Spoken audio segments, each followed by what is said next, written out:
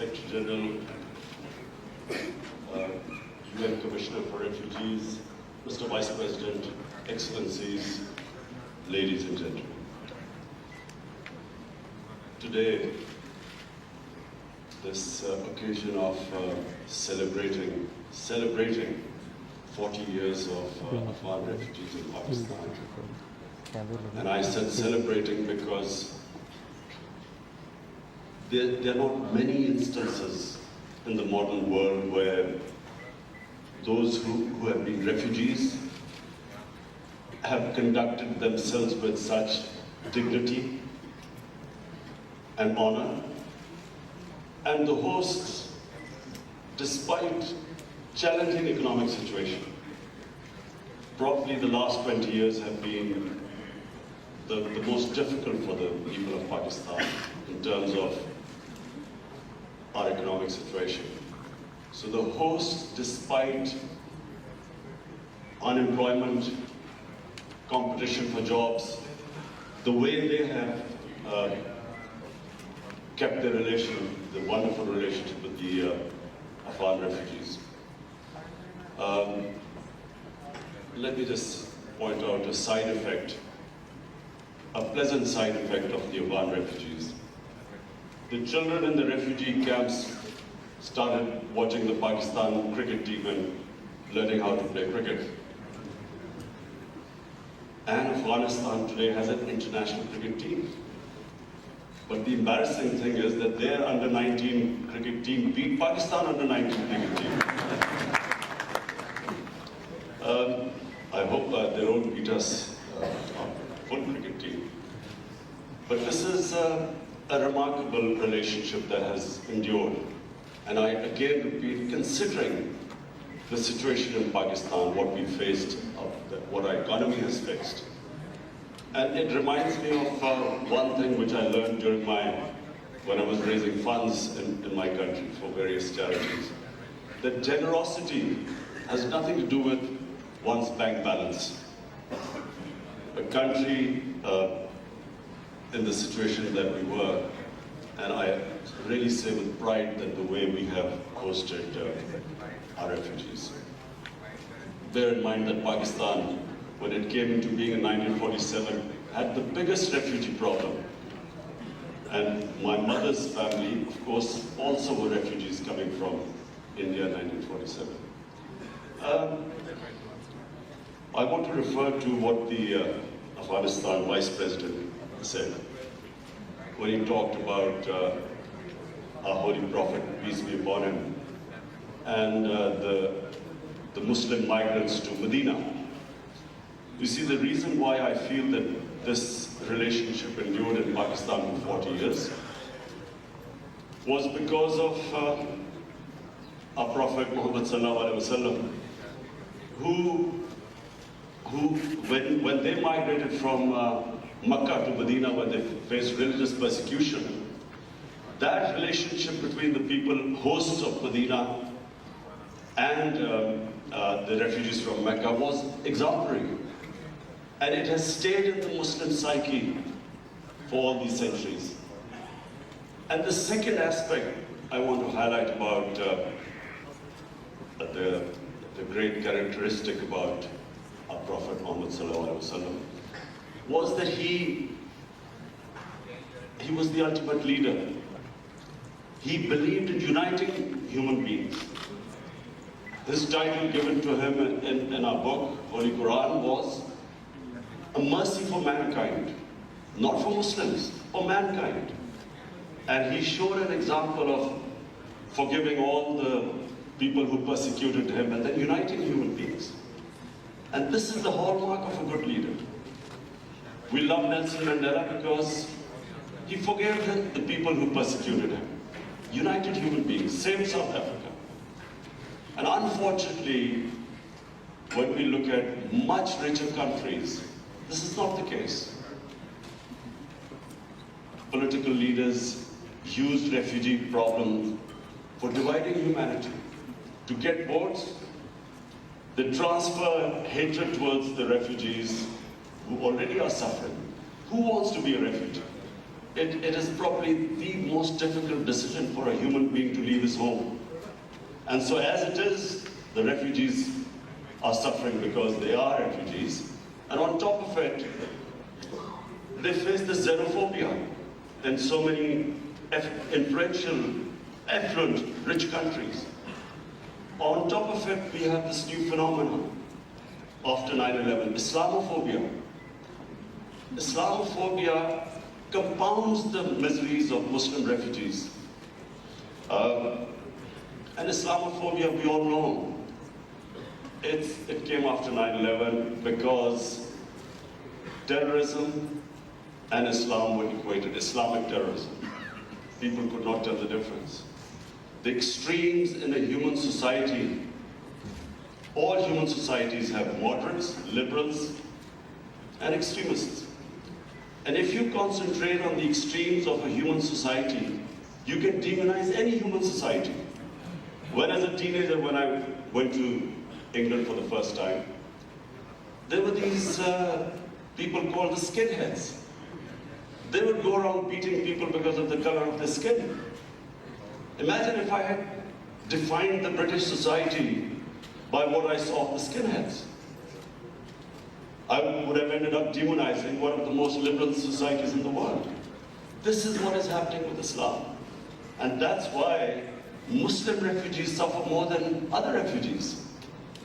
Mr. Secretary General, I'm especially worried about what is happening across the border in India. An extremist ideology has taken over a country of over 1 billion people with nuclear arms. The ideology which talks about racial superiority and then shifts the blame for why this race hasn't attained its so-called great potential, they shifted towards another minority and spread hate against it. This is the easiest way of getting votes. Nationalist parties all over the world now are gaining by actually blaming another human community for all their problems. And in India, with two legislation, the Registration Act and the Citizen Act, two legislation which are actually targeting 200 million people in India, Muslims in India.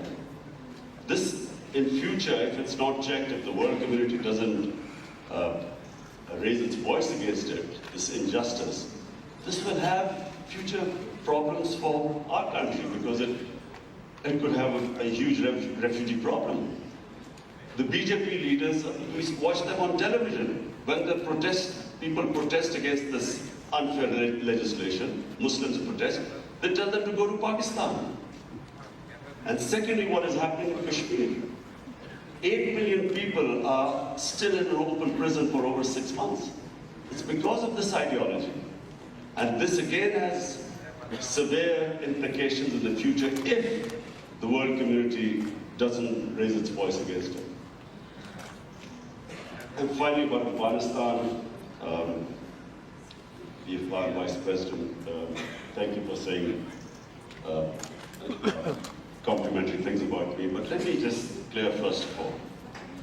It is my belief, it's not something I'm saying because of this conference or because I'm being a diplomat. It is my belief that the people of Afghanistan in the last 40 years have suffered more than any other human community. And I pray from my heart that these peace talks succeed in Afghanistan.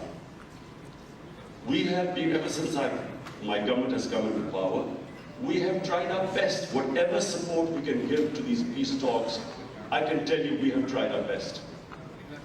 Mr. Zalmi Khalidzad is sitting here. I had several meetings with him. He knows that the whole country is on the same page. Our security forces are on the same page. Normally there was an idea that the security forces in Pakistan had their own policy and the government a different one. This is not the case in Pakistan anymore. Whatever the situation might have been in the past, right now I can tell you, all of us, there's one thing we want is peace in Afghanistan. It's not just because we have 1.4 million registered refugees. We're the second country in the world with the second biggest refugee population, and for 22 years we were the #1 country with the biggest refugee population. It's not because of that, because the people of Afghanistan deserve peace. That's the most important thing. Just on as a human being, we should all hope that the long-suffering Afghan people finally have peace. And we will be doing everything. We are doing everything to facilitate this process. And not only doing everything, we're praying that this peace process now moves forward in the right direction. Mr. Vice President, you mentioned about safe havens in Pakistan. I can tell you that there are no safe havens here. After 9/11, it is possible that there were places where the militants who were fighting in Afghanistan, it's possible they stayed. But then we have refugee camps for over 500,000 people, over 100,000 people. How is any government supposed to check a few thousand militants if they operate from within them? In a way, it is important for peace so that the refugees, the conditions in Afghanistan are such that the refugees can go back. So then we can take responsibility if someone operates from this side. But with still 2.7 million Afghans there, it is not possible for us to completely guarantee, although we are building a fence now, and almost the fence has been completed. But it is still not possible. But rest assured, it is not in our interest that this conflict in Afghanistan. Not in our interest. Number one, I repeat, because we want peace in Afghanistan on a humanitarian level. And we've always had, and even before Pakistan came into being, this part of India always had close ties with Afghanistan. In fact, for 80 years or 70 years, this was part of Afghanistan where you're sitting right now. So, number one, on humanitarian basis. Number two, because our areas on the borders, on the Durand line, either side of the border, this war on terror has devastated the people. There's massive poverty there. And the one way we can actually bring jobs and prosperity is by having trading relationship and peaceful relationship. So, to rehabilitate the merged districts that have become part of Pakistan, and at one point, half the population of the merged district was internally displaced, internal refugees. So to bring them, give them jobs, bring prosperity, we need peace in Afghanistan. And then, for the future, the connectivity between Pakistan, Afghanistan, and Central Asia, as Mr. Vice President mentioned again, that is the future. Trade. It is how we will give. We have the second youngest population in the world. We need to give them jobs. Jobs won't come with conflict. We need peace.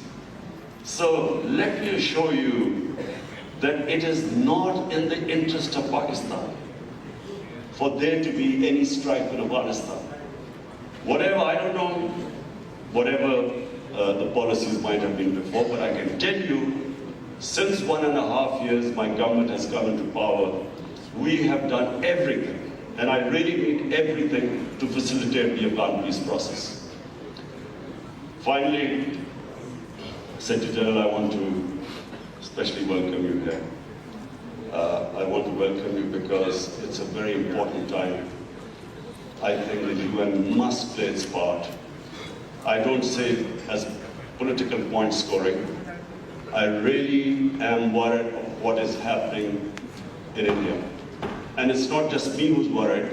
If you look at the demonstration in India, what is going on, the civil society, the intellectuals, the opposition party members, everyone is worried what's happening there. I know India. I used to play cricket, and cricket, as you know, the India-Pakistan cricket match, was bigger than most of you probably watch Soccer World Cup. This was the biggest event that ever used to take place. And I can tell you this is not the India I know. This is not the India of Nehru and Gandhi. This is something unique that's happening. And as a student of history, whenever an ideology that is based on hate and which brings in this ultra-nationalism of any race, it always ends up in bloodshed. This ideology was inspired by the Nazi Germans, by the Nazis. You just have to read what their founding fathers said about the Nazis, how they admired them, their racial purity, and how the ethnic cleansing of Jews was accepted by them. And if this ideology is not checked, like in the 30s, the Nazi ideology was not checked, it will end in massive bloodshed. This is not a small joke, a country of over 1 billion people. Pakistan, a country of over 200 million people.